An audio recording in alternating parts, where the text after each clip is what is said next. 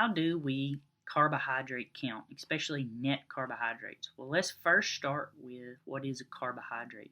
A carbohydrate is a type of macronutrient. The three main macronutrients that we think of are fats, proteins, and carbohydrates.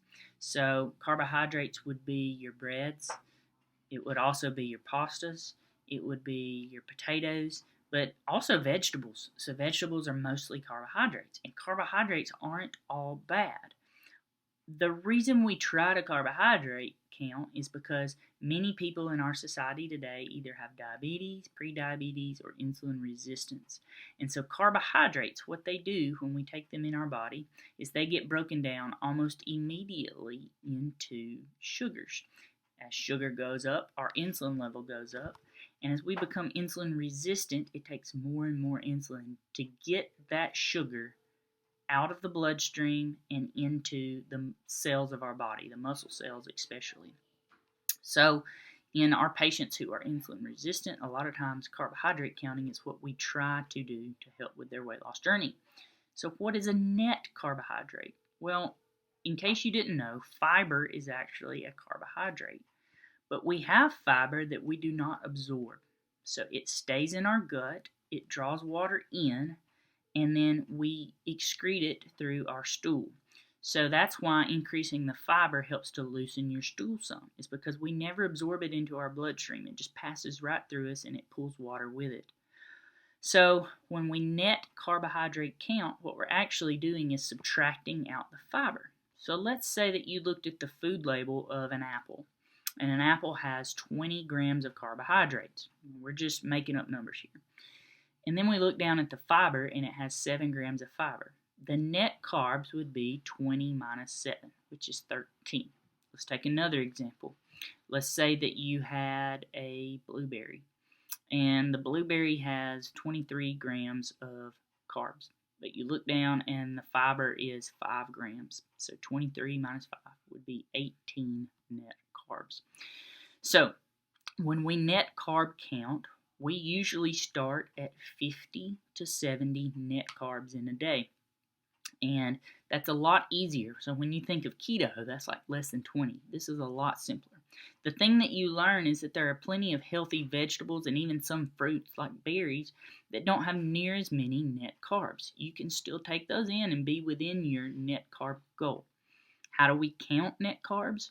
Well, my favorite app that I use for counting net carbs is Carb Manager.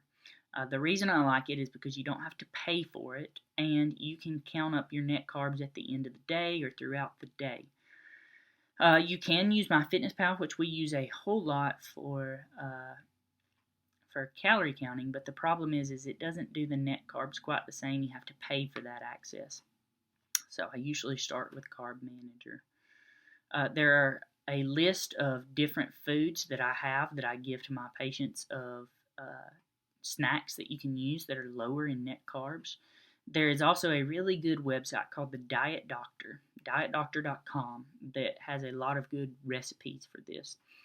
I also have a list of some meal prepping services that are apps that can help you to meal prep through the week to get to that goal, and also some food delivery services for cooking your food and whatnot that are more net carb.